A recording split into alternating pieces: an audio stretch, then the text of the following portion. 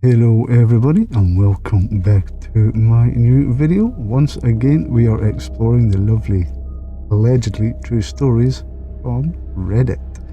It's up to you if you believe these stories or not. Do I believe them? Probably not, to tell you the truth. Anyway, it's up to you guys and girls out there to make your choice. Do you believe them? Do you not? Hey, who cares? It's a good story anyway, isn't it? I shall see you very soon. Enjoy, my friends. Enjoy.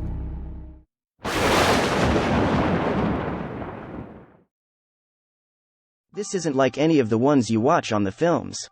This happened when I was 11 or 12. Little background story. I am from the Philippines. I have 3 sisters and I am the youngest. This is from our first ever house. My mum bought the land and had a 2-story house built. We had space outside for a little garden, where we hang our clothes to dry and for us kids to play. We also have a mango tree and another tree which the village captain had asked his men to chop off. I forgot why. I was very young when this happened. All I remember was my sisters and I were crying because it was our tree. I think it was because the tree was almost going over the road and it wasn't good because of the electric lines up there, and there is an electric post literally next to our house. I know I've always been scared of our house, and of the dark. I wouldn't be able to sleep on my own if all the lights were off. I was also scared of the shower and the toilet. I didn't know why, I just felt spooked as if I wasn't alone when I have a shower. One other thing that scared me was my mum and dad's big wedding canvas painted and hang on our living room. I felt like the eyes were on me at all times. We used to go to church all the time. Every Sunday without fail we go to our Baptist church. Before I turned 11, my mum decided to throw a big birthday party for me. We rented a McDonald's venue and planned everything. I had my gown made. My neighbors were invited, my church mates were invited, some schoolmates were invited. My birthday falls on summer vacation, so not a lot knows about it, haha. I was having a fever days before my birthday. My mum was keeping an eye on me. That night, I had a very weird dream. I still remember it to this day. I was a nurse. I was wearing a nurse's outfit and I had a clipboard on my hand. I was walking on this place, like a corridor in a hospital, and I noticed this guy was standing there. He had very large eyes, almost animated. He smiled and his smile scared me. He had large pointed teeth. My first thought as a nurse was, he's not a patient here. Who is he? I got scared and started to run away. He chased after me. I was running and I tripped. He then held both my hands and pinned me down. Then my mother woke me up. She said I was crying, thrashing and kicking my feet. My temperature was so high, she had to force me up to give me a cold bath. I was crying from my scary dream. Mid-bath, she kept asking me why I was crying. She was telling me to relax. I didn't even notice it, but my hands were formed like a claw. I couldn't do anything. It was so stiff, I couldn't move. All I could do was cry. After the bath, I calmed down and told my mother about the scary dream. She kissed my forehead and prayed with me. I was able to sleep again after that. After my birthday, my mother told a friend about what happened to me. She then said, "There's this pastor who helps cast the ghosts away from your home." And my mum already know the pastor. They had a chat and the pastor said, "Yes, they'll come over to our house." Okay, I'm actually getting scared just remembering this. We all had to be present for the exorcism to be done. It wasn't like on the movies.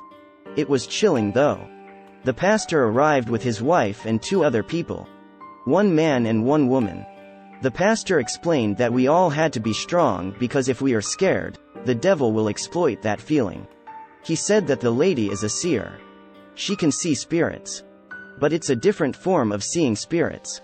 She had to close her eyes and her soul leaves her body to roam around the place and locate the spirits. The pastor found her homeless and was being called crazy outside a church. She said that the devil liked to be worshipped, so all the statues that people pray to, they hide in there and pretend they are the ones being worshipped. So they are mostly hiding in churches or anything that people would worship. She said if her spirit leaves her body, she can see herself sitting over there. The man's ability is his body can be overtaken by another soul and whoever takes over can speak up. The pastor found him inside a church. He couldn't control his body being taken over at the time, and apparently sometimes for 3 days, other souls would stay in his body. He stayed in the church because mostly the spirits would rather be worshipped in a statue than control his body. He said when he would be taken over, his spirit would just be next to his body so he could see himself beside him. He said his voice would never change tone if he's taken over. Just his natural voice. The pastor assured us that they are now Christian and found their purpose in life. They help the pastor drive evil spirits away. And he also assured us that they are now in full control of their spirit and their own bodies. The pastor asked us first what happened to us, to understand what they're looking for and dealing with. My mother said about my scary dream. My sister said she always hears someone says, PSSSSSTTTT, to her, but there isn't anybody around. The pastor started by giving us all sheets of paper. It contained the whole process of what we were about to do. The pastor asked me if I would be okay to be there. He wanted me to be there as if I'm away, I'd be a target for the evil spirits. But he didn't want me to be scared. I said I was fine. We sat around our living room. I was sitting next to our door. It started with some series of prayers. The pastor lead and mostly we said, Amen. We sang church songs that has words that say, Blood of Christ. The songs and prayers probably lasted for almost an hour before it began. The pastor said we're gonna look for the man with the big eyes first. The lady closed her eyes and wrinkled her forehead. She held out her right palm and said, There is a man. A very large man outside on the mango tree. A capre. A capre is one of the creatures in old Filipino folklore.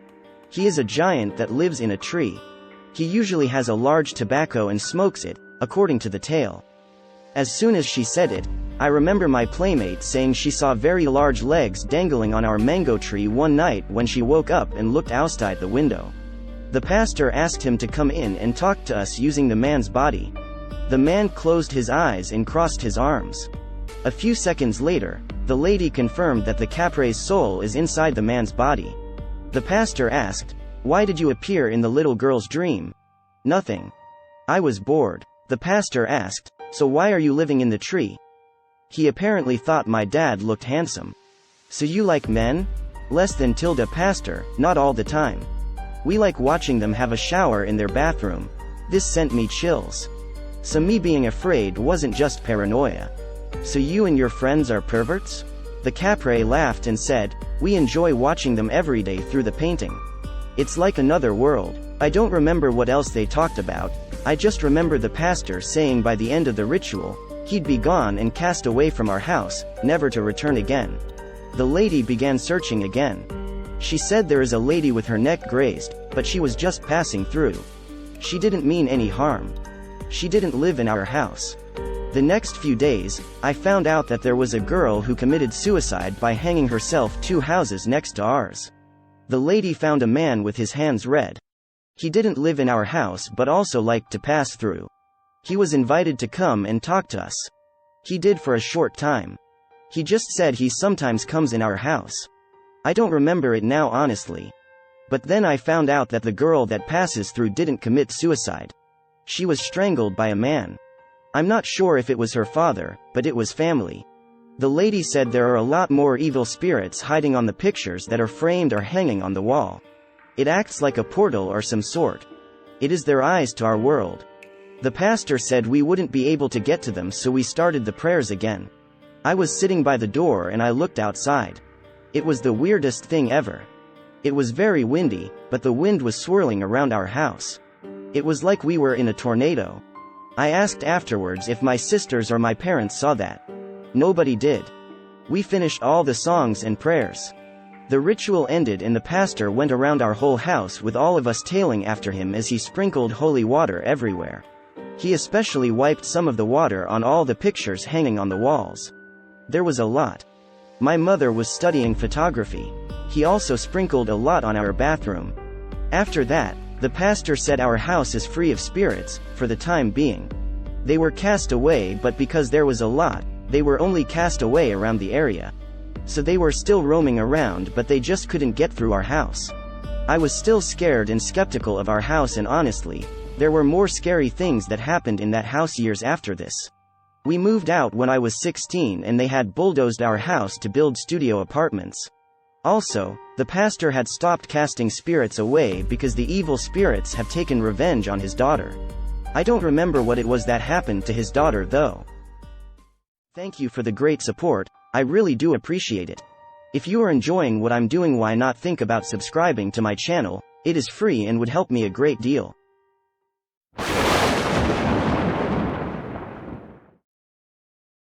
When I was around 5 years old, my mom and I lived with my grandparents. She was a single mother at time and worked and was in college. At this time she was dating this guy. Anyways, my grandparents' house has always had paranormal activity due to their neighborhood being built over Native American burial ground SMH. Well, after spending the day with my mom and her boyfriend, they decided to take me back home and drop me off because it was getting late and obviously had school in the morning. It was maybe 8/9. My grandparents were supposed to be home. They usually were if they weren't out getting groceries or necessities or at work, but they worked during the day. When we pulled up to the house, my grandparents' vehicle was gone. I should have mentioned this, but my mom's boyfriend at the time was a giant kid. He was extremely childish. Anyways, he told my mom he would bring me into the house to make sure someone was home. My aunt lived there too, who had just graduated high school, and the same thing with her. If she was not at work, she was at home or out with friends, but that was usually during weekends. She didn't have a car at this time, my aunt. This is why he offered coming into the house with me while my mom wanted in the car to make sure my aunt was home before dropping me off. Well, we walked into the house and it was dead quiet at first until we heard heavy footsteps upstairs. I thought it was my aunt, so I yelled her name. Let's call her Linda. Lol, I yelled, "Aunt Linda, I am home," and began to race up the stairs. When I got upstairs, it was pitch black, none of the lights were on. This jerk, mom's BF at the time, heard me yell his name as I came back from the upstairs hallway and made my way to the staircase to make my way back downstairs to let him know no one was home. Tell me why he literally took off running outside and to his car and got in. I was small. I started crying and running as fast as I could down the stairs and out the door we had downstairs. It led to the front of the house driveway. I started waving my arm in the air. At this point, the vehicle was already driving away from the house. I was terrified because as young as I was, I knew that something was not right with that house. It gets a little creepier from there, so there I am bawling my eyes out outside the house. Phone is upstairs in the house, but I was too scared to go up there. So I just decided to stay downstairs in the living room. We had cable at the time, so I turned the TV on and it was on MTV. I remember that because I was trying to figure out how to change the channel. So while I was trying to change the channel to Nickelodeon, I pressed the wrong button, causing the TV to go to complete static. So while this is all going on, I can hear loud footsteps upstairs going all the way to the staircase. I hear whatever it is stopping at the staircase and start to come down the stairs. I run out of the downstairs living room and out the door leading to the driveway. Right next door literally is one of my uncles and his family that live there. So why didn't I just go there? Simple, it's nighttime, it's dark, and his house is also known for paranormal activity, but I can see the kitchen light is on, so I know my cousins and aunt and uncle are home. I am outside yelling for my uncle and crying, scared to go back inside because I know something is in there. I know it wasn't possible that he heard me now that I am older. I eventually go back inside and the TV is back on MTV. Now I am super scared because something did it and it was not me. I fall asleep on the couch crying and scared as I continue to hear footsteps upstairs that at some point sound like someone is running up and down the upstairs hallway, occasionally pausing at the staircase. When I fall asleep for good and wake up, it's daytime and I am covered with a blanket. I go upstairs because I can smell breakfast food and can hear my grandparents and aunt talking. That's when they asked me what happened. I said I got left there because my mom's boyfriend thought it would be funny to run out of the house and leave me instead of telling my mom no one was home. When my mom gets home, she is literally horrified, her face full of shock. She said her BF told her my aunt was home. He heard her upstairs. She did break up with him and nothing like that happened again because she got rid of the idiot. But who even does that to a kid? Like, something has to be seriously wrong with you. It's not funny at all. So wherever he is, rotting in hell. Hey everyone, I hope you're enjoying these stories so far. If you're liking them, why not think about giving me a little subscribe? That would help me out a great deal on YouTube. I would very much appreciate it. So how are you finding them? Are they scary? Did you actually believe them? I ain't got a clue, my friends. I ain't got a clue. I know one thing for sure. We're going to continue again. Let us continue.